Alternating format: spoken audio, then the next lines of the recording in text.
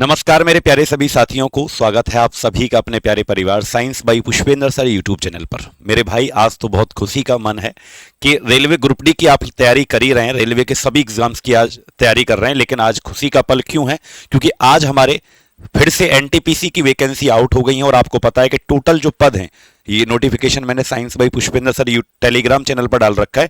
कुल वैकेंसी 8,850 आई है, जिसमें ग्रेजुएट की 5800, अंडर ग्रेजुएट की 3,050 वैकेंसी हैं। फॉर्म भी भरे जाएंगे, 21 अक्टूबर से फॉर्म भरना स्टार्ट होगा और 20 नवंबर तक आपका फॉर्म भरा जाएगा यहाँ पर। तो मेरे भाई, अब जी जान लगा दो, मेहनत करो, क्योंकि पूरी की पूरी साइंस तो मैं आपको यहाँ पढ़ा ही रहा हूँ। सबसे ज्यादा वेटेज जो रेलवे के एग्जाम्स में होता है वो विज्ञान का ही होता है, और विज्ञान में आपको यहाँ कंप्लीट पढ़ा ही रहा हूँ। तो कहीं भटकने की, कहीं जाने की आपको आवश्यकता नहीं पड़ेगी।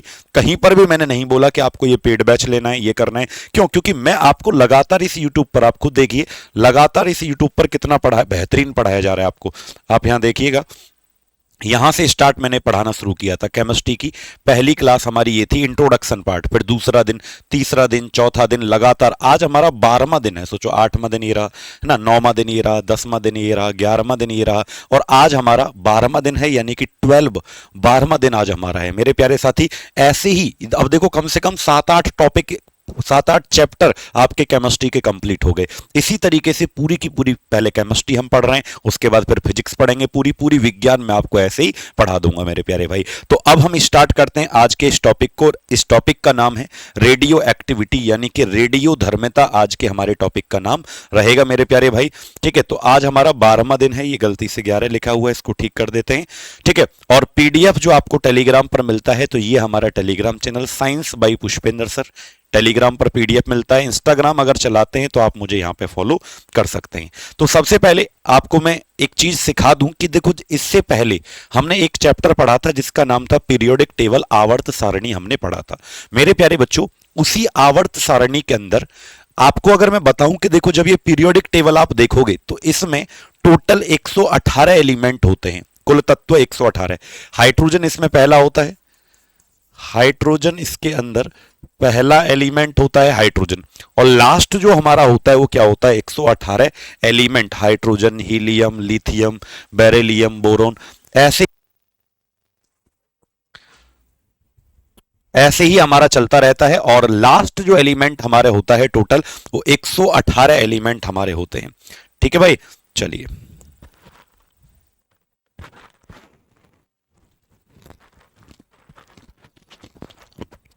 प्रसाद ग्रहण किया है भाई, कोई बच्चा प्रसाद दे के गया है।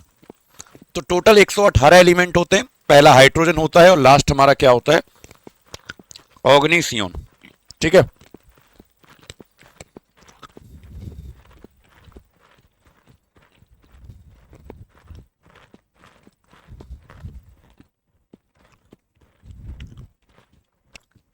चलिए बताइए।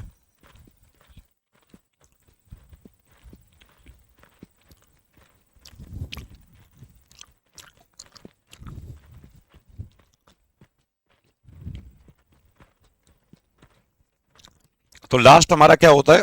ऑग्निसियन नाम का एलिमेंट हमारा होता है, और पहला होता है हाइड्रोजन। पहले से लेकर लास्ट तक इस टेबल में कुछ ऐसे एलिमेंट आपको दिखेंगे जो क्या करते हैं, नेचर के अंदर, प्रकृति के अंदर गायब हो जाते हैं।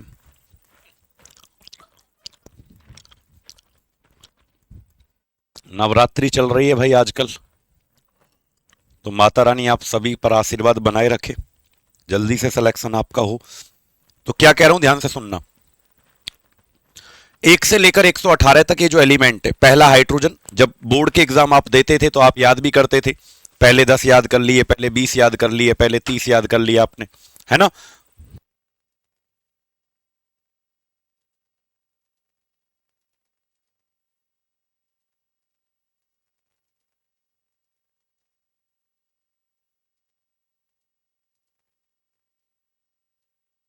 चलिए बताइए। तो मैंने कहा कि पहला हाइड्रोजन है, लास्ट क्या होता है? ऑग्निशियन हमारा होता है लास्ट। तो इसके अंदर कुछ ऐसे एलिमेंट है 118 के अंदर कि जो प्रकृति में पाए जाते हैं और वो गायब हो जाते हैं, यानी कि डिसोसिएट हो जाते हैं। क्या हो जाते हैं? डिसोसिएट, यानी कि खत्म हो जाते हैं, टूट जाते हैं। और कौन कौन से वो एलिमेंट है डिसोसिएट का मतलब टूट जाते हैं? या खत्म हो जाते हैं, टूट जाते हैं या फिर क्या हो जाते हैं, खत्म हो जाते हैं। और बच्चों ऐसे एलिमेंट को, ऐसे तत्वों को हम कहते हैं, याद रखना क्या कहते हैं, रेडियो एक्टिव एलिमेंट्स उनको कहते हैं। क्या कहते हैं उनको, रेडियो एक्टिव एलिमेंट्स, यानी कि रेडियो धर्मी तत्व उनको कहते हैं। रेडियो धर्मी तत्व उनको कहते हैं। रेडियो एक्टिव एलिमेंट, रेडियो धर्मी तत्व ऐसे तत्व होते हैं जो हमारी पीरियोडिक टेबल में आवर्त सारणी में पाए जाते हैं और एक लंबे समय के बाद अगर उनको खुले में रख दिया जाए, एक लंबे समय के बाद खुद को खत्म कर लेते हैं, डिसोसिएट हो जाते हैं, टूट जाते हैं, है ना, विखंडित हो जाते हैं। और ऐसे एलिमेंट को, ऐसे तत्वों को क्या कहा जाता है, रेडियो धर्मी तत्व, यानी ऐसे एलिमेंट को रेडियो एक्टिव एलिमेंट के नाम से जानते हैं। और जब वो गायब हो रहे होंगे तो उनको होने में समय भी लगेगा, धीरे धीरे धीरे धीरे एक प्रोसेस हो रही होगी, एक प्रक्रिया हो रही होगी जिसमें वो गायब हो रहे हैं। और इसी प्रोसेस को, इसी प्रक्रिया को कहा जाता है रेडियो एक्टिविटी। इसी को रेडियो धर्मिता के नाम से बच्चों जानते हैं। तो रेडियो धर्मिता क्या होती है बच्चों, एक ऐसी प्रक्रिया है जिसमें प्रकृति के कुछ तत्व है, वो जो टोटल तो 118 होते हैं, 118 कुल तत्व हैं जो आज तक डिस्कवर हुए, आज तक जो खोजे गए, लेकिन उसी 118 में कौन कौन ऐसे हैं जो गायब हो जाते हैं, खत्म हो जाते हैं, खुद को तोड़ लेते हैं, उनके बारे में, सबके बारे में बताऊंगा। ये भी बताऊंगा कितने हैं, लेकिन पहले ये जानो कि रेडियो एक्टिविटी क्या है, रेडियो धर्मिता जो इस चैप्टर का नाम है, ये क्या होता है। तो बच्चों ये एक प्रक्रिया है, एक प्रोसेस है जो तब हो रही होती है जब कोई गायब होगा, जब कोई खत्म होगा। लेकिन धीरे धीरे इस चैप्टर के अंदर हम पढ़ेंगे कब क्या खत्म होगा, क्या निकलेगा, कौन कौन है ऐसे जो खत्म होते हैं। तो बच्चों रेडियो एक्टिविटी लिख लीजिए, क्या है इसकी डेफिनेशन क्या है, तो मैं आपको पढ़ के बता दूं कि यह एक ऐसी प्रोसेस है, it is the process in which some elements of nature, यह है nature, some elements of nature dissociate itself in the form of unseen rays। यह एक ऐसी प्रक्रिया है, ऐसी प्रोसेस है, ऐसी प्रक्रिया है जिसमें प्रकृति के कुछ तत्व अदृश्य किरणें, अनसीन का मतलब क्या है, अदृश्य, अभी हमें पता नहीं है क्या निकलेगा, लेकिन अदृश्य किरणें उसमें से निकलती हैं, अदृश्य किरणों के रूप में खत्म हो जाती हैं। उसको क्या कहा जाता है, रेडियो धर्मिता, यानी कि रेडियो एक्टिविटी कहा जाता है। और ऐसे तत्वों को क्या कहते हैं बेटा, ऐसे एलिमेंट, ऐसे तत्वों को रेडियो धर्मी तत्व बोलते हैं। यानी ऐसे एलिमेंट को क्या बोला जाता है, रेडियो एक्टिव एलिमेंट बोला जाता है। ऐसे तत्वों को रेडियो धर्मी तत्व के नाम से जानते हैं। क्लियर।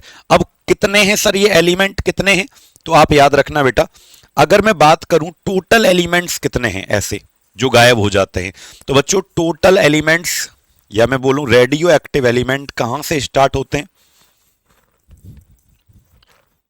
इस आवर्त सारणी में कितने हैं ऐसे तत्व, तो रेडियो धर्मी जो तत्व हैं, रेडियो धर्मी जो तत्व हैं वो होते हैं 83 से स्टार्ट, 83 से 118 तक जितने भी एलिमेंट हैं, 83 से लेकर 118 तक जितने भी तत्व हैं, सबके सब रेडियो धर्मी हैं।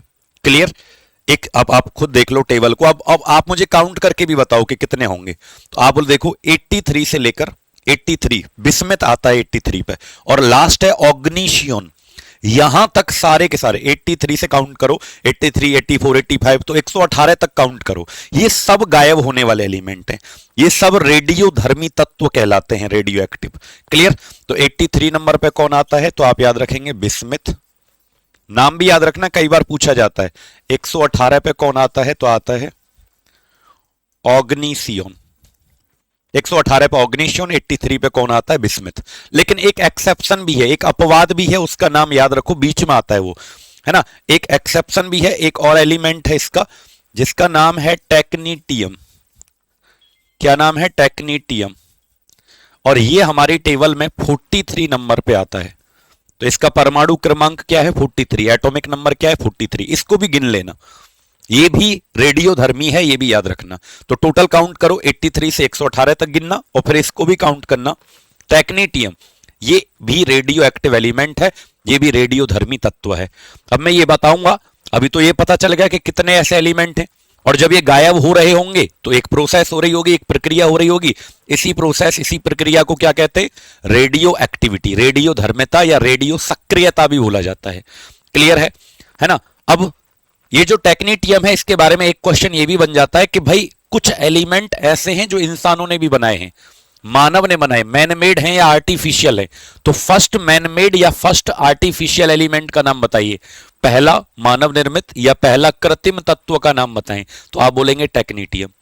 पहला मानव निर्मित या पहला कृत्रिम तत्व का नाम बताओ, तो आप क्या बोलेंगे? आंसर टेक्नीटियम ही होगा। फर्स्ट मैन मेड या फर्स्ट आर्टिफिशियल एलिमेंट। क्लियर? अच्छा, आगे की बात हम जब करें तो सर ऐसा जब ये बहुत सारे हैं 83 से लेकर 118 तक, 43 वाला भी, तो कोई तो ऐसा होगा जो सबसे पहले डिस्कवरी हुआ, कोई तो ऐसा होगा जो सबसे पहले खोजा गया। गायब होने वाले जो एलिमेंट्स हैं जिन्हें रेडियो एक्टिव कह रहे हैं, रेडियो धर्मी, तो कोई तो इनमें से ऐसा होगा ना जो किसी वैज्ञानिक ने सबसे पहली बार खोजा होगा। हाँ जी हाँ। तो पहला रेडियो एक्टिव एलिमेंट अगर आपसे पूछे, फर्स्ट रेडियो एक्टिव एलिमेंट, ये है बेटा यूरेनियम, जिसकी खोज 18 याद रखना, ये थोड़ा सा यहां पे करेक्शन कर देते हैं,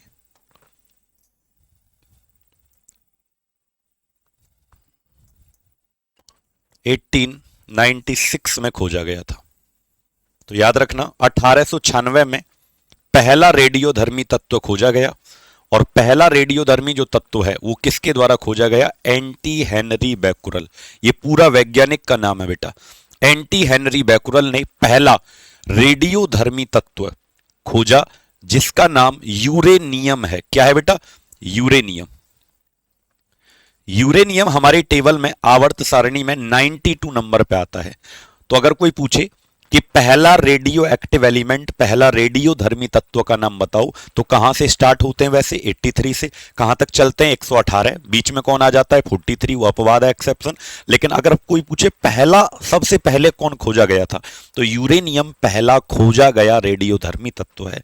uranium is the first discovered element, radio active element. Clear? Uranium हमारी टेबल में 92 नंबर पे आता है, तो इसके नीचे क्या लिख देते हैं? 92, यानी परमाणु क्रमांक, एटॉमिक नंबर कितना है? 92।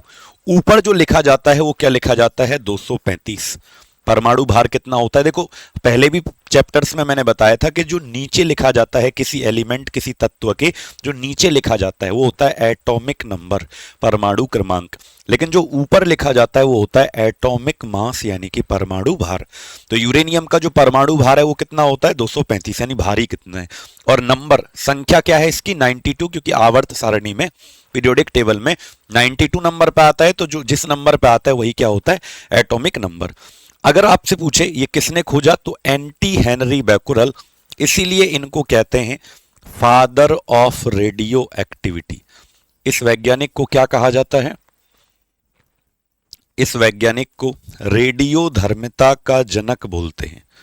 क्या बोलते हैं बेटा इसको? रेडियो धर्मिता का जनक इसे बोला जाता है। किसे? एंटी हेनरी बैकुरल को। क्लियर? एंटी हेनरी बैकुरल को रेडियो धर्मिता का जनक बोला जाता है। क्यों? क्योंकि इन्होंने ही सबसे पहला एलिमेंट, सबसे पहला तत्व इन्होंने खोजा था। अब यूरेनियम हमें कहां से प्राप्त होता है? तो आप याद रखना यूरेनियम को कहां से निकाला जाता है। बेटा कोई भी तत्व जो होता है ना, ऐसा नहीं कि धरती में शुद्ध अवस्था में पाया जाता है प्योर रूप में, नहीं। ऐसा नहीं कि लोहा धरती से खोद लो, आज लोहा निकाल लेते हैं, एल्युमिनियम निकाल लेते हैं, नहीं। आपको उसका अयस्क प्राप्त होगा, ओर मिलेगा। ओर का मतलब अशुद्ध रूप में वो मिलेगा। जैसे लोहा नहीं मिलेगा आपको आयरन, आपको मैग्नेटाइट मिलेगा, ये लोहे का ओर है। एल्युमिनियम नहीं मिलेगा आपको बॉक्साइड मिलेगा। तो कोई भी एलिमेंट तत्व पाया जाता है तो अपने अशुद्ध रूप में धरती की सतह पर पाया जाता है, फिर उसको शुद्ध किया जाता है तो हमें वो मिलता है, प्योर किया जाता है। तो उसके अशुद्ध रूप को, उसकी इम्प्योर फॉर्म जो होती है उसको ओर कहते हैं, अयस्क। तो यूरेनियम कहां से मिलता है हमें? ओर क्या है यूरेनियम का? तो बेटा याद रखना पिच ब्लेंड। हिंदी में भी क्या बोलेंगे? Pitch blend. पिच ब्लेंड का फॉर्मूला होता है U3O8। तो यूरेनियम हमें यहां से प्राप्त होता है। और फादर किसे कहते हैं? तो मैंने कहा एंटी हेनरी, AH का मतलब एंटी हेनरी बैकुरल को कहा जाता है। अगर पूछे sir second radio active element, भाई पहला गायब होने वाला यूरेनियम, तो दूसरा बता दो। है ना। पहला वाला तो सबको याद रहता है, पहले वाले को भुलाया नहीं जा सकता, तो दूसरा भी तुमको याद रखना है। तो अगर पूछे दूसरा रेडियो एक्टिव एलिमेंट कौन है, दूसरा गायब होने वाला तत्व कौन है, तो आंसर क्या आएगा, रेडियम आपका सेकंड रेडियो एक्टिव एलिमेंट, दूसरा गायब होने वाला तत्व रेडियम आपका होता है। क्लियर। इसकी खोज कब हुई थी, तो इसकी discovery, it is discovered by madam Curie. Madam Curie ने इसको खोजा था, और कब खोजा था, 1897 में इसकी खोज हुई थी। 1897 में बेटा इसकी खोज हुई थी। ये बात आपको क्या करना है, याद। इसीलिए मैडम क्यूरी को मदर ऑफ रेडियो एक्टिविटी कहा जाता है। क्या कहा जाता है इनको, मदर ऑफ रेडियो एक्टिविटी कहा जाता है, मदर ऑफ रेडियो एक्टिविटी। देखो फादर तो बैकुरल हैं, इन्हें क्या कहते हैं, रेडियो धर्मिता की जननी, क्योंकि इन्होंने दूसरा रेडियो धर्मी तत्व खोजा। हालांकि मैडम क्यूरी की 3 डिस्कवरी हैं, याद रखना, मैडम क्यूरी की 3 खोज कौन कौन सी हैं। तो सबसे पहला होता है, मैडम क्यूरी ने एक तो रेडियम की खोज की, जो अभी मैंने लिखा आपके सामने। दूसरा गायब होने वाला तत्व क्या है, रेडियम, ठीक है। और रेडियम हमारी टेबल में 88 नंबर पे आता है, 88। इसका मास होता है 226। जैसे यूरेनियम कितने नंबर पे आता था, 92, 92। ऊपर क्या लिखते थे, 235 इसका मास। रेडियम कौन से नंबर पे आता है, 88, 88, और ऊपर क्या होता है, 226। ऊपर मास लिखा जाता है, बाहर नीचे क्रमांक। यानी किस क्रमांक, किस संख्या पर आया टेबल में, तो 88 नंबर पे आपको ये दिखेगा, ठीक है। अब मैडम क्यूरी ने 3 चीजों की खोज की, और पता है दुनिया में ऐसी एकमात्र महिला वैज्ञानिक, फीमेल साइंटिस्ट मैडम क्यूरी हैं, जिनको 2 नोबेल प्राइज मिले। 1903 में फिजिक्स का नोबेल प्राइज मिला, 1911 में केमिस्ट्री का नोबेल प्राइज मिला। 2 नोबेल प्राइज प्राप्त करने वाली अकेली वैज्ञानिक हैं ये। क्लियर। तो इन्होंने रेडियम की खोज की थी। दूसरा इन्होंने पोलोनियम की खोज की थी। पोलोनियम भी एक एलिमेंट है ना। ये हमारी टेबल में 84 में 84 नंबर पे आता है, इसका मास होता है 209। रेडियम का मैंने आपको लिखवाई दिया। तीसरा इन्होंने जो खोज किया था बेटा, वो है क्यूरी टेम्परेचर। इन्होंने किस चीज की खोज की थी, क्यूरी तापमान की खोज की। अब सर ये क्या होता है, जब आपको मैग्नेट वाला टॉपिक पढ़ाऊंगा ना फिजिक्स में, तो बताऊंगा कि क्यूरी तापमान एक ऐसा तापमान होता है बेटा, कि अगर ये किसी धातु को मिल जाए, किसी मेटल को अगर ये मिल जाए, तो फिर वो चुंबक की तरफ खिंचकर नहीं आती। आपने देखा होगा जनरली होता क्या है कि कोई भी चुंबक होती है तो वो मेटल को अट्रैक्ट करती है, धातुओं को, जैसे लोहे को खींच लेगी, और बहुत सारी धातुएं हैं जिनको चुंबक खींच लेती है। लेकिन अगर आपने किसी धातु को क्यूरी तापमान पर गर्म कर दिया, क्यूरी टेम्परेचर पर हीट कर दिया, तो फिर वो अट्रैक्ट होकर नहीं आएगी, फिर वो खिंचकर नहीं आएगी। तो इस टेम्परेचर पर धातु अपना मैग्नेटिक प्रॉपर्टी, जो चुंबकीय गुण होते हैं, वो खो देती है, खत्म कर देती है। जैसे अगर मैं बात करूं लोहे का कितना होता है, फॉर एग्जांपल आयरन जो है, अगर लोहे को आप, आयरन लोहे को अगर आप 770, कितना, लोहे को अगर आप 770 डिग्री सेल्सियस पर गर्म कर दो, 770 डिग्री पर, तो फिर लोहा चुंबक की तरफ नहीं खिंचेगा। तो हर धातु का अपना अलग अलग होता है, हर धातु का, सबका 770 नहीं होता, हर धातु का अपना अलग अलग होता है, कि यदि उसको उतना गर्म मिल जाए तो फिर वो अपनी चुंबक की तरफ खिंचकर नहीं आएगी। ऐसे तापमान को क्यूरी तापमान कहते हैं। तो इन तीनों की खोज मैडम क्यूरी के द्वारा बेटा की गई थी 1897। क्लियर। आगे बढ़ते हैं, इसलिए इनको मदर ऑफ रेडियो एक्टिविटी कहा जाता है। अब बात ये आती है सर, बात ये आती है कि एक रदरफोर्ड नाम के व्यक्ति थे बेटा, एक रदरफोर्ड नाम के वैज्ञानिक थे।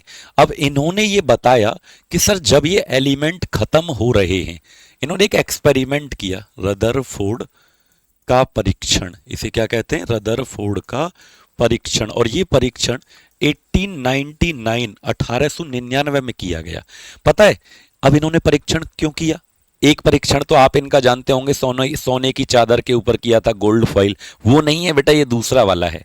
अब इन्होंने पता है परीक्षण क्यों किया? ये जानना चाहते थे कि जब कोई रेडियो धर्मी तत्व गायब हो रहा है, जैसे यूरेनियम, रेडियम, अभी आपने देखा पहला यूरेनियम था, बहुत सारे 83 से लेकर 83 से लेकर 118 तक, जब ये गायब हो रहे हैं धीरे धीरे, तो इनमें से आखिरकार निकलता क्या है? कुछ तो निकलता होगा, जिन्हें आप ये बोल रहे थे अनसीन रेज, अदृश्य किरणें। तो इन किरणों का नाम क्या है, ये जानना चाहते थे।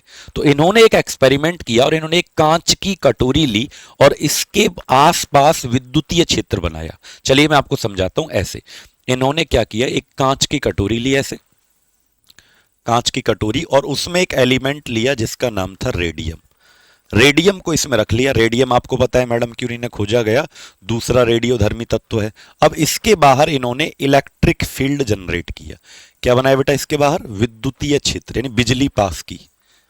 इलेक्ट्रिक फील्ड इस कटोरी के बाहर बना लिया। इन्होंने क्या बनाया? विद्युतीय क्षेत्र बनाया। और आपको पता है जब भी इलेक्ट्रिसिटी की बात होती है, विद्युत की जब बात होती है, तो एक तरफ प्लस होता है, एक तरफ क्या होता है? माइनस।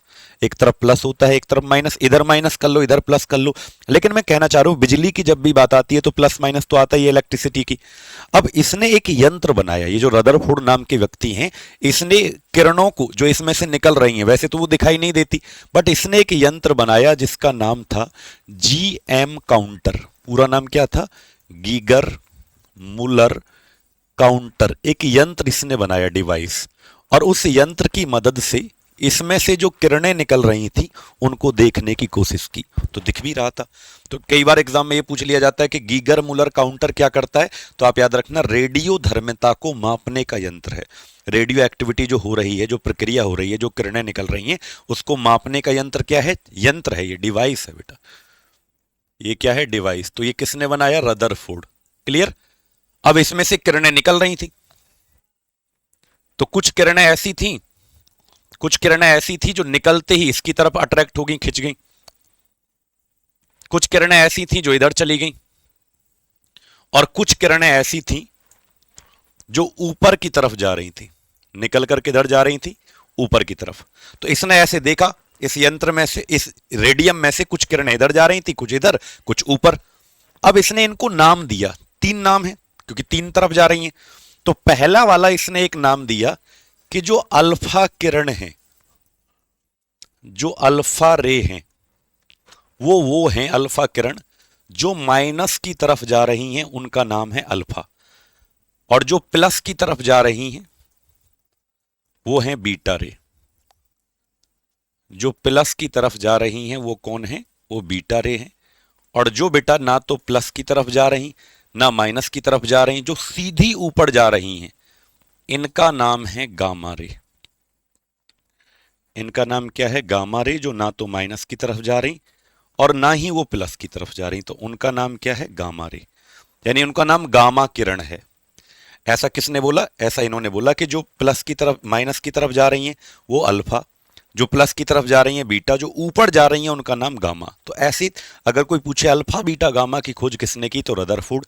इस यंत्र की खोज जो कि रेडियो एक्टिविटी को मापता है, रेडियो धर्मिता को, उसकी खोज रदरफोर्ड। तो अब एक बात बताओ, अल्फा पे कैसा आवेश होगा चार्ज? क्योंकि बेटा ये माइनस की तरफ जा रही है, माइनस की तरफ वही जाएगा जिसके ऊपर पॉजिटिव चार्ज होगा, धनावेश।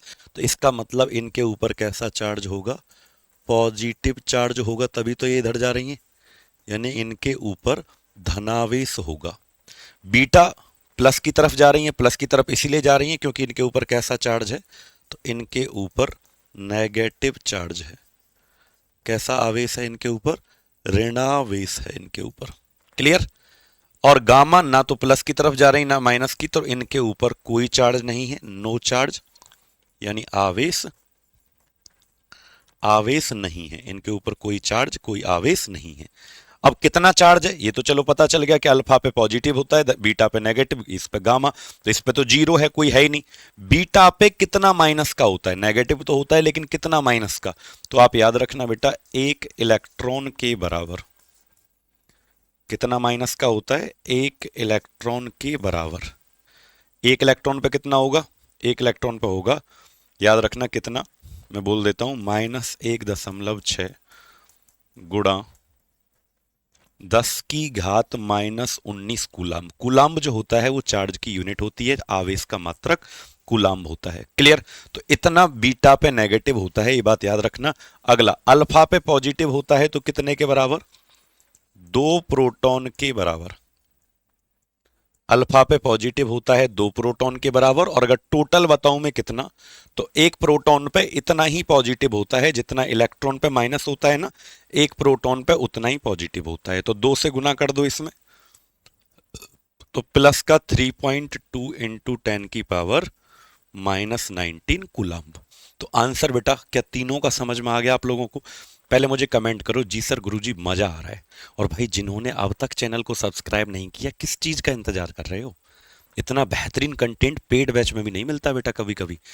याद रखना, सब्सक्राइब कर लो और वीडियो लाइक तो जरूर करना। पीडीएफ टेलीग्राम पर मिलेगी, इसलिए उसको भी ज्वाइन कर लेना। मैं तुमसे कोई कीमत, कोई पैसे नहीं ले रहा, बस आप लोग इस परिवार को और आगे से आगे बढ़ाएं। ये नॉलेज है, ये बच्चों तक और आगे पहुंचे, बस इसीलिए सब्सक्राइब करो और वीडियो को लाइक करो बेटा। ठीक है, अब इतना समझ में आया अल्फा बीटा गामा के बारे में सब कुछ। चार्ज कितना होता है, कैसा होता है ना, और किस चीज से मापा, इसको यंत्र का नाम है ना। अच्छा एक बात बताओ, इन तीनों में अगर मैं आपसे पूछूं भेदन क्षमता सबसे ज्यादा किसकी होगी? पेनिट्रेटिंग जो पावर है, भेदन क्षमता जो होगी, वो सबसे ज्यादा किसकी होगी? अगर मैं बात करूं पेनिट्रेटिंग पावर, भेदन क्षमता का मतलब होता है कि बेटा कौन आर पार निकलेगा। अगर मैं बात करूं पेनिट्रेटिंग पावर, जिसे भेदन क्षमता कहते हैं, किसकी ज्यादा होगी? अल्फा की होगी, बीटा की, या गामा? जैसे कोई धातु की चादर है, मेटल, उसको कौन जल्दी पार करेगा, अल्फा बीटा या गामा? तो आप याद रखना सबसे ज्यादा भेदन क्षमता होती है गामा की। ये तो तीन तरह की किरणें निकलती हैं, सबसे ज्यादा गामा, फिर होगा बीटा, और सबसे हल्का जो होता है, जो आर पार नहीं निकल पाता, वो अल्फा। गामा 100 सेंटीमीटर मोटी धातु की चादर को पार कर देगा, मेटल सीट, धातु की चादर को पार कर देगा, 100 सेंटीमीटर मोटी धातु की चादर। बीटा जो होगा यह है 10 सेंटीमीटर मोटी, 10 सेंटीमीटर मोटी धातु की चादर को क्या करेगा? पार कर देगा। और जो अल्फा है ये तो किसी को भी पार नहीं कर पाता, यह कागज से भी रोका जा सकता है, इसमें इतनी भी ताकत नहीं होती, कागज से भी रोका जा सकता है, ये इतना कमजोर होता है कि कागज लगा दो तो उसको भी पार नहीं कर पाता। तो गामा की सबसे ज्यादा होती है भेदन क्षमता बेटा, बीटा की उससे कम, और अल्फा की सबसे कम। इनमें से गामा जो है, इसका एक यूज है कि कैंसर के इलाज में, कैंसर के ट्रीटमेंट में, कैंसर के उपचार में कौन सी किरणों का प्रयोग किया जाता है? तो कैंसर के उपचार में गामा किरणों का प्रयोग किया जाता है, ये भी आप याद रखना। गामा किरणों का प्रयोग कैंसर के उपचार में किया जाता है। हालांकि कैंसर के उपचार में और भी दो चीज हैं, जैसे अगर पूछे कैंसर के उपचार में रे पूछे, कैंसर के ट्रीटमेंट में रे कौन सी प्रयोग होती है? तो गामा। अगर पूछे कैंसर के ट्रीटमेंट में गैस कौन सी यूज होती है, गैस, तो आप याद रखना रेडॉन गैस। ठीक है, कैंसर के ट्रीटमेंट में एलिमेंट या तत्व कौन सा प्रयोग होता है? तत्व, तो याद रखना कोबाल्ट 60, कोबाल्ट 60 का प्रयोग होता है। कोबाल्ट 60 तत्व कह देते हैं या आइसोटोप कह देते हैं, समस्थानिक का प्रयोग होता है कैंसर के इलाज में, कोबाल्ट 60। तो ये तीन क्वेश्चन आपके कैंसर के ट्रीटमेंट यानी कि कैंसर के उपचार से जरूर बनते हैं। अब हमारा इस चैप्टर का ये बहुत छोटा सा प्यारा सा चैप्टर। अच्छा एक बात बताओ, क्या हमारे देश में अच्छी क्वालिटी का यूरेनियम पाया जाता है? आपसे पूछता हूं, क्योंकि मेरे प्यारे बच्चे, अभी हम चलो बात करेंगे थोड़ी देर बाद इसकी। अब अगला जो हमारा टॉपिक आता है न्यूक्लियर रिएक्शन, नाभिकीय अभिक्रियाएं। लेकिन उससे पहले अभी आपने एक चीज नोटिस की कि भाई जब भी हमारे कोई एलिमेंट, कोई तत्व गायब होता है तो उसमें से कितनी किरणें निकलती हैं? अल्फा, बीटा और गामा, तीन तरह की किरणें निकलती हैं। तो बच्चा क्या अल्फा बीटा गामा किरणें निकलने से एटॉमिक नंबर होता है किसी एलिमेंट का, उस पर फर्क पड़ेगा? जैसे यूरेनियम में से मैं कहूं 10 अल्फा निकली, यूरेनियम गायब हो रहा है धीरे धीरे, उसमें से 10 अल्फा निकली, 15 बीटा निकली और 20 गामा निकली, तो क्या वो उसके जेड, जेड कहते हैं, देखो पहले समझा देते हैं। देखो बेटा, जैसे कोई भी एलिमेंट होता है ना, जैसे ये यूरेनियम है, इसके नीचे क्या लिखा है? 92, ऊपर लिखा रहता है 235। तो बाबू जो नीचे वाला होता है इसे क्या कहते हैं हम? नीचे जो लिखा रहता है इसे एटॉमिक नंबर, यानी आवर्त सारणी में कोई कौन से नंबर पे आ रहा है उसे क्या कहते हैं? परमाणु क्रमांक। जैसे यूरेनियम 92 नंबर पे आता है तो 92 इसका एटॉमिक नंबर है। एटॉमिक नंबर को जेड से दर्शाते हैं बेटा। ऊपर जो लिखा रहता है वो होता है मास, यानी कि भार, और भार को ए से दर्शाया जाता है, एटॉमिक मास। तो याद रखना परमाणु क्रमांक बताता है आवर्त सारणी में टेबल में कौन से नंबर पे है, तो वो जेड से दर्शाते हैं, और ऊपर वाला जो होता है वो होता है एटॉमिक मास यानी ए से। अब बेटा एक बात याद रखना कि अगर किसी में से एक अल्फा रे निकली है, किसी एलिमेंट में से एक अल्फा की किरण निकली है, तो प्लीज आप इस क्वेश्चन को इतने ध्यान से सुनना, एग्जाम में 100% ये वाली बात आएगी। एक अल्फा के निकलने से जो जेड होता है नीचे वाला, ये 2 कम होता है। पेपर में ऐसे पूछता है कि बताओ अल्फा के निकलने से एटॉमिक नंबर कितना डिक्रीज होता है, घटता है। ये घट जाता है क्योंकि ये घटेगा ही, गायब हो जाएगा एक समय के बाद जेड। और ऊपर वाला जो है वो कितना कम हो जाता है, 4। एक बीटा के निकलने से, बीटा किरण अगर निकली है, इसके निकलने से नीचे वाला जो होता है जेड, ये 1 बढ़ता है, बढ़ जाता है, सोचिए, क्योंकि पॉजिटिव होती थी ना बीटा। और ऊपर वाला जो होता है मास यानी भार, वो सेम रहता है, उसमें कोई परिवर्तन नहीं होता, समान होता है। और एक गामा के निकलने से, क्या, एक गामा किरण के निकलने से जो जेड होता है वो भी सेम रहता है, इस पर भी कोई फर्क नहीं पड़ता। और जो ए होता है, ए का मतलब परमाणु भार, ये भी सेम रहता है, समान, इस पर भी कोई फर्क नहीं पड़ता। तो प्लीज ये तीनों के तीनों पॉइंट लिख लो, तीनों के तीनों बहुत इंपॉर्टेंट पॉइंट है बच्चों। क्लियर है? चलिए, मजा आ रहा है तो भाई वीडियो लाइक करते रहना। और अब हम चलते हैं न्यूक्लियर रिएक्शन। अब हम चलते हैं न्यूक्लियर रिएक्शन, नाभिकीय अभिक्रियाएं। बेटा नाम से ही पता चल रहा होगा, देखो न्यूक्लियर रिएक्शन, नाभिकीय अभिक्रियाएं। तो हमने जब आपको मैटर यानी पदार्थ वाला टॉपिक जब पढ़ाया था, सबसे पहला चैप्टर इसी के अंदर, वीडियो में देख लेना, सारे चैप्टर्स हो रखे हैं, है ना, इससे पहले। तो पदार्थ नाम का जब हमने टॉपिक पढ़ाया था, तो वहां बताया था कि दुनिया की हर चीज किससे मिलकर बनती है, एटम। एटम का मतलब होता है दुनिया की हर चीज, एटम परमाणु से मिलकर बनती है। जो कुछ भी अपने आप आसपास आपको दिखाई दे रहा है सब मैटर है। मैटर कहते हैं पदार्थ है। जो चीज मास होती है, जिसके अंदर मास होता है, द्रव्यमान, जो चीजें स्पेस यानी कि जगह घेरती हैं, उसे मैटर यानी पदार्थ बोला जाता है। जो भी चीज अपने आसपास दिख रहा है, पेन, डस्टर, मार्कर, घड़ी, ये कपड़े, सब, ये सब पदार्थ है। पदार्थ कहते हैं जिस चीज में मास हो, द्रव्यमान, और जो क्या करे, जगह घेरे। और ये जो भी दिख रहा है, ये सब, ये जो भी दिख रहा है, ये सब छोटे छोटे एटम से मिलकर बने हैं, परमाणु। ये देखो, इसमें छोटे छोटे एटम है, इसमें सब में, है ना। और एक एटम को जब देखोगे तो इसके अंदर न्यूक्लियस पाया जाता है। एटम नाम का भी चैप्टर पढ़ा दिया, पूरा पूरा 1 घंटे आपको। एटम के अंदर क्या पाया जाता है, न्यूक्लियस, यानी परमाणु के अंदर नाभिक पाया जाता है, अंदर वाला। इसमें होते हैं 2 लोग, एक प्रोटॉन, एक neutron, P4 proton, N4 neutron. और बाहर जो घूमते रहते हैं वो कौन घूमते रहते हैं, इलेक्ट्रॉन। अब इसका मतलब समझना, न्यूक्लियर रिएक्शन, नाभिकीय अभिक्रिया का मतलब समझना। तो बेटा ये ऐसी रिएक्शन होती है, नाभिकीय रिएक्शन, जिसमें सिर्फ कौन भाग लेता है, नाभिक भाग ले। यानी ऐसी रिएक्शन जिसमें सिर्फ न्यूक्लियस पार्टिसिपेट करे, जिसमें नाभिक भाग ले, उनको हम नाभिकीय अभिक्रियाएं कहते हैं। क्या कहते हैं उनको, नाभिकीय अभिक्रियाएं, यानी न्यूक्लियर रिएक्शन उनको कहते हैं बेटा। यानी सिर्फ नाभिक भाग ले, ये अंदर वाला। और नाभिक में कौन कौन होते हैं, नाभिक में प्रोटॉन होते हैं, और कौन होते हैं, न्यूट्रॉन। लेकिन कौन नहीं भाग लेगा, अब नाभिक के बाहर कौन है, नाभिक के बाहर तो इलेक्ट्रॉन है। इलेक्ट्रॉन, इसका मतलब ये भाग नहीं लेगा, तो इलेक्ट्रॉन विल नॉट पार्टिसिपेट। तो समझ में आया बेटा, नाभिकीय अभिक्रिया क्या है, न्यूक्लियर रिएक्शन। नाम से ही पता चल रहा है कि कौन पार्टिसिपेट करेगा, कौन भाग लेगा, सिर्फ न्यूक्लियस। तो लिख लो, those reaction in which only the nucleus will participate. Nucleus का मतलब अंदर वाला ये, यानी कि कौन कौन है उसमें, प्रोटॉन और न्यूट्रॉन तो भाग लेंगे, but electron will not participate, electron भाग नहीं लेगा बेटा। ठीक है। अब ये 2 प्रकार की होती हैं।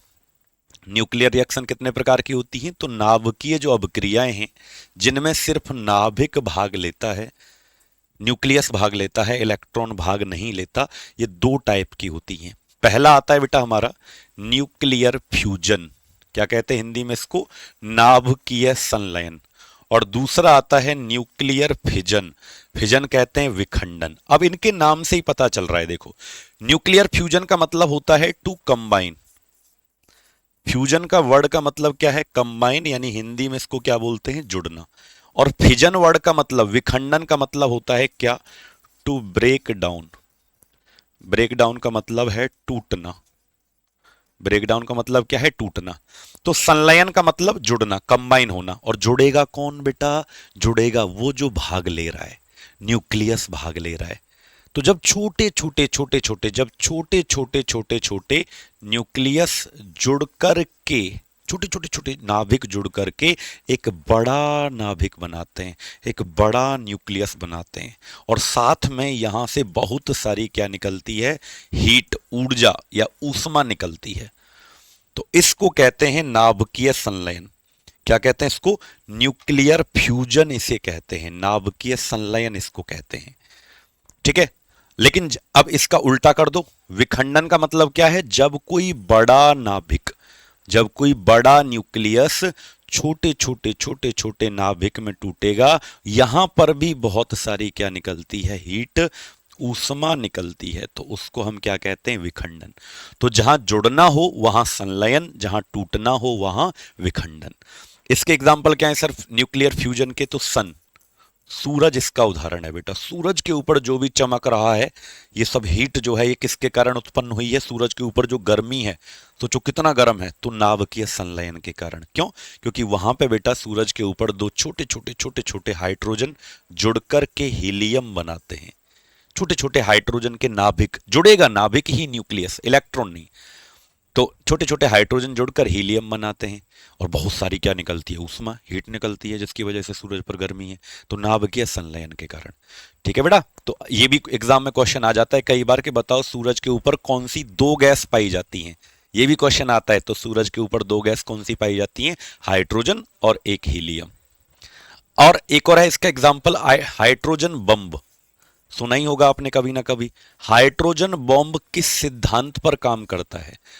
हाइड्रोजन बॉम्ब के अंदर भी लगातार छोटे छोटे छोटे छोटे छोटे छोटे हाइड्रोजन जुड़ करके ब्लास्ट बनाते हैं, बहुत सारा फट जाता है। तो हाइड्रोजन बम भी इसी के ऊपर काम करता है। लेकिन इसका एग्जाम्पल क्या है? फिजन का। तो याद रखना, फिजन का एग्जाम्पल है एटम बॉम्ब, यानी कि परमाणु बम इसका उदाहरण है। तो परमाणु बम किस सिद्धांत पर काम करता है? एटम बम विखंडन के सिद्धांत पर काम करता है बेटा। ये टूटता है, इसके अंदर कुछ ना कुछ टूटता है। यूरेनियम भरते हैं एटम बम के अंदर, परमाणु बम के अंदर यूरेनियम भरते हैं और वो टूट जाता है, विखंडन। ठीक है, तो इतना आपको बेटा दोनों के बारे में समझ में आ गया होगा। समझ में आया? क्लियर? तो मैं आपको थोड़ा सा बता भी दूं कि जब एटम बम में क्या भरा जाता है, न्यूक्लियर फिजन, एटम बम के अंदर यूरेनियम भरा जाता है और ये टूट जाता है, यानी इसका विखंडन होता है। अच्छा एक बात बताओ, अगर मैं आपसे पूछूं कि भाई दुनिया का सबसे पहला एटम बम या फादर ऑफ एटम बम किसे कहते हैं? परमाणु बम का कौन ताकतवर होता है? एटम बम ताकतवर होता है कि हाइड्रोजन बम? तो आप बोलेंगे हाइड्रोजन बम। 1000 गुना ताकतवर होता है हाइड्रोजन बम, किससे? परमाणु बम से। कौन है? तो आप याद रखना, रॉबर्ट ओपनहीमर। इनको परमाणु बम का जनक कहा जाता है बेटा। क्यों? क्योंकि इन्होंने पहला परमाणु बम बनाया था, दुनिया का सबसे पहला परमाणु बम, दुनिया का सबसे पहला फर्स्ट एटम बम, दुनिया का सबसे पहला परमाणु बम इन्हीं के द्वारा बनाया गया था, और उसका नाम क्या था? Little boy. ये वही है बेटा जो 6 अगस्त 1945 को अमेरिका का जो वर्ल्ड वॉर चल रहा था ना, विश्व युद्ध 2, अमेरिका ने जापान का एक शहर है हिरोशिमा, वहां पे डाला था बेटा ये लिटिल बॉय। और इसके अंदर ईंधन जो भरा गया था ना, फ्यूल, वो यूरेनियम ही भरा गया था। ईंधन कौन सा भरा गया था बेटा इसके अंदर? यूरेनियम। ये याद रखना, पेपर में बहुत सारे क्वेश्चन ये वाली बात जो मैंने बताई इससे बन जाते हैं। सेकेंड एटम बम क्या है बेटा? दूसरा। ये तो पहला था, सेकेंड एटम बम बताओ चलो, दूसरा परमाणु बम का नाम। तो आप याद रखना, दूसरे परमाणु बम का नाम था फैट मैन, और ये 9 अगस्त 1945 को उसी विश्व युद्ध 2 में जापान का एक शहर है नागासाकी, अमेरिका ने छोड़ा था। किसके ऊपर? नागासाकी के ऊपर। लेकिन इसके अंदर फैट मैन के अंदर जो ईंधन प्रयोग हुआ, फ्यूल, ये प्लूटोनियम का इस्तेमाल किया गया बेटा, प्लूटोनियम का इस्तेमाल किया गया। क्लियर? यहां तक उम्मीद करता हूं समझ में। अच्छा इसका शेप भी पूछ लेता है कि लिटिल बॉय जो है इसका शेप कैसा था, आकार कैसा था? तो आप याद रखना इसका आकार वैन शेप था बेटा। एग्जाम में आ जाता है कैसा शेप था, वैन आकार, कुछ ऐसा दिखता था, ऐसा वैन शेप, ऐसा आकार इसका दिखता था। क्लियर? तो ये बेटा याद रखना। अच्छा, हाइड्रोजन बम का फादर कौन है? यहीं से अगर आपको पूछ लें फादर किसका हाइड्रोजन बम, अच्छा कमेंट करके बताओ कौन ज्यादा ताकतवर होता है, एटम बम के हाइड्रोजन बम? तो आप याद रखना एटम बम नहीं होता, हाइड्रोजन बम 1000 गुना ताकतवर है। किससे? परमाणु बम से। परमाणु बम को तो नियंत्रित कर सकते हैं, कंट्रोल है, लेकिन जो न्यूक्लियर फ्यूजन वाली रिएक्शन है, संलयन वाली, हाइड्रोजन बम कंट्रोल नहीं किया जा सकता कभी भी, वो अनकंट्रोल्ड है। तो फादर कौन है हाइड्रोजन बम के? तो याद रखना बेटा एडवर्ड टेलर। 1952 में इन्होंने पहला हाइड्रोजन बम बनाया था। क्लियर? तो मैंने अभी क्या बोला कि हाइड्रोजन बम जो है, हाइड्रोजन बम ये ज्यादा ताकतवर है, 1000 गुना ज्यादा ताकतवर है, ज्यादा ताकतवर है। किससे? एटम बम से, परमाणु बम से बेटा। क्लियर? ये नोट करके लिख लेना ये पॉइंट। ये कैसे लिख लेना? नोट करके ये पॉइंट लिख लेना, क्योंकि हाइड्रोजन बम क्या है, अनकंट्रोल्ड होता है बेटा, अनकंट्रोल्ड न्यूक्लियर फ्यूजन। ये अनियंत्रित है। जो फ्यूजन वाली रिएक्शन थी ना जहां पे जुड़ रहा था, ये अनियंत्रित होती है। लेकिन जो फिजन वाली, ये क्या था, फिजन, फिजन का मतलब है विखंडन, ये कंट्रोल्ड होता है। ये क्या होता है? कंट्रोल्ड। तो ये नियंत्रित होता है बेटा, ये नियंत्रित होता है, और ये क्या होता है? अनियंत्रित। चाहे वो सूरज हो, चाहे वो आपका हाइड्रोजन बम हो। उम्मीद करता हूं यहां तक आपको कोई दिक्कत नहीं होगी, समझ में आ गया होगा। अच्छा, भारत देश ने भी 2 परीक्षण किए हैं एटम बम के, कौन कौन बताएगा? भारत ने भी परमाणु बम के 2 परीक्षण किए हैं, कौन कौन से? कमेंट करके बताओ। एक होता है पोखरण 1, एक होता है पोखरण 1, और दूसरा होता है पोखरण 2। एक क्या होता है? पोखरण 2। ये कब किया गया? 18 मई 1974। ये राजस्थान के अंदर किए गए थे, हमने किसी दूसरे देश पर नहीं छोड़े। ये डेट याद रखना, भारत ने भी 2 परमाणु बम के एक्सपेरिमेंट किए गए बेटा, परमाणु बम के 2 परीक्षण किए गए भारत के द्वारा, पोखरण 1, पोखरण 2। क्लियर? ये राजस्थान में किए गए थे। राजस्थान में कौन कौन राजस्थान से बिलोंग करता है? एक जिला है जैसलमेर, और जैसलमेर में एक तहसील है, तहसील होती है ना पोखरण, वहां पे ये किए गए थे। ठीक है? 18 मई 1974, 11 मई 1998। यहां इंदिरा गांधी की सरकार थी या अटल बिहारी वाजपेयी की सरकार थी। इसका कोड पूछ लेता है तो याद रखना स्माइलिंग बुद्धा, यानी बुद्ध मुस्कुराए, इसका कोड था स्माइलिंग बुद्धा। और इसका कोड क्या था? इसका कोड था ऑपरेशन शक्ति, ऑपरेशन शक्ति इसका कोड था। तो बेटा ये दोनों पॉइंट आपको याद रखने हैं। अच्छा, अपने देश में यूरेनियम अच्छी क्वालिटी का नहीं होता, इसलिए हमने जो दोनों में फ्यूल इस्तेमाल किया वो प्लूटोनियम ही किया था। हम तो यूरेनियम को मंगाते हैं विदेशों से, ऑस्ट्रेलिया से, रसिया से यूरेनियम को मंगाते हैं, क्योंकि यूरेनियम जो होता है वो बेस्ट रेडियो एक्टिव फ्यूल, सबसे अच्छा रेडियोधर्मी ईंधन होता है। चैप्टर बेटा यहाँ पे खत्म होता है हमारा। ये बहुत प्यारा सा छोटा सा टॉपिक था, जितने भी इंपोर्टेंट क्वेश्चन बन सकते हैं सब यहीं से बनेंगे। अगर हम आपसे पूछें एसआई यूनिट क्या होगा, रेडियो एक्टिविटी जो होता है, रेडियो धर्मिता का एसआई यूनिट क्या होगा? यानी रेडियो धर्मिता को यंत्र तो मैंने बता ही दिया था, मापने का यंत्र क्या था, तो जो बैक क्या था आपका, GM counter, Geiger Muller counter. लेकिन यूनिट क्या होती है? रेडियो धर्मिता का मात्रक क्या है? रेडियो धर्मिता का मात्रक क्या है? तो आप याद रखना क्यूरी। क्यूरी, अगर ऑप्शन में क्यूरी ना मिले तो आप क्या टिक करेंगे? रदरफोर्ड। अगर दोनों ही ऑप्शन में ना मिले तो आप क्या टिक करेंगे? बैकुरल। तो वहां ये तीनों में से एक ही ऑप्शन में मिलेगा, तो इन तीनों में से एक को आपको क्या कर देना है? टिक। ठीक है? अच्छा, कई बार ऐसे पूछ लेता है एग्जाम में क्वेश्चन कि न्यूक्लियर रिएक्टर क्या होता है? नाभिकीय रिएक्टर। तो इसको ओरली थोड़ा सा बता देता हूं। नाभिकीय रिएक्टर क्या होता है, न्यूक्लियर रिएक्टर क्या होता है। तो बच्चों न्यूक्लियर रिएक्टर एक ऐसी मशीन है, एक ऐसी बड़ा यंत्र है जो एटम बम को कंट्रोल करता है। एटम बम, मैंने कहा था ना एटम बम कंट्रोल हो जाता है, तो एटम बम या फिर जो फिजन रिएक्शन होती हैं, विखंडन रिएक्शन होती हैं, विखंडन को नियंत्रित करता है, कंट्रोल करता है, नियंत्रित करता है क्या, इसी को हम कहते हैं न्यूक्लियर रिएक्टर, है ना। इसमें कई चीजें इस्तेमाल होती हैं। सबसे पहला न्यूक्लियर रिएक्टर किसने बनाया, तो एनरिको फर्मी। एनरिको फर्मी ने पहला नाभिकीय रिएक्टर बनाया था बेटा। परमाणु बम या फिर फिजन जो विखंडन जैसी अभिक्रिया हैं उनको कंट्रोल करने के लिए नाभिकीय रिएक्टर का प्रयोग किया जाता है। नाभिकीय रिएक्टर में कई चीजें इस्तेमाल होती हैं, जैसे दो रॉड प्रयोग होती हैं, एक बोरॉन की रॉड होती है, एक कैडमियम की रॉड होती है। इन दोनों का यूज होता है, इनका जो यूज है, उपयोग, वो ये होता है कि ये एब्जॉर्ब करती हैं, absorb two neutrons, absorb two neutrons, ये दो न्यूट्रॉन को अवशोषित करती हैं।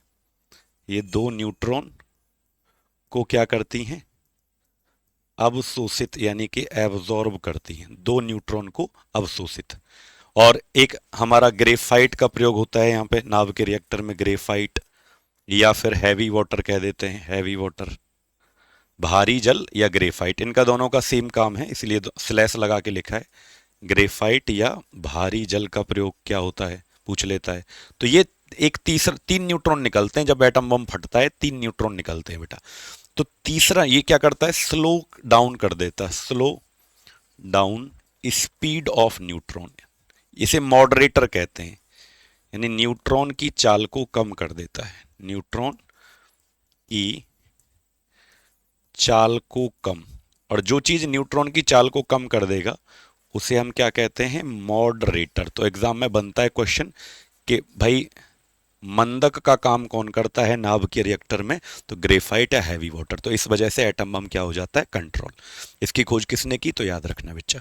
पूरा का पूरा चैप्टर कंप्लीट हो गया। आप लोग कमेंट करके बताना एक बार मुझे कि यूरेनियम या जितने भी ये एलिमेंट होते हैं, रेडियम या जो भी हमारे रेडियोधर्मी तत्व होते हैं, 83 से लेकर 118 तक जो भी होते हैं, ये अंधेरे में ग्लो करते हैं, चमकते हैं। तो कमेंट करके सब लोग कहीं से भी पढ़ के बताना मुझे कि इनका कलर कैसा होता है जब ये अंधेरे में चमकते हैं। तो और ये पूरा चैप्टर यहाँ पे कंप्लीट हो जाता है मेरे प्यारे भाई। बिना टाइम वेस्ट किए आपको बेहतरीन अगर पढ़ना है ना, तो इसी चैनल को सब्सक्राइब कर लो। डेली शाम को 6 बजे यहीं आपको मिलती वीडियो। कल को फिर नया चैप्टर मिलेगा आप लोगों को। मजा अगर आ रहा है तो टेलीग्राम को भी ज्वाइन कर लेना, क्योंकि पीडीएफ पूरी वहीं पर मैं आपको देने वाला हूँ। थैंक यू सो मच सभी बच्चों को, बस ऐसे ही जुड़े रहें। Love you all, take care, bye bye.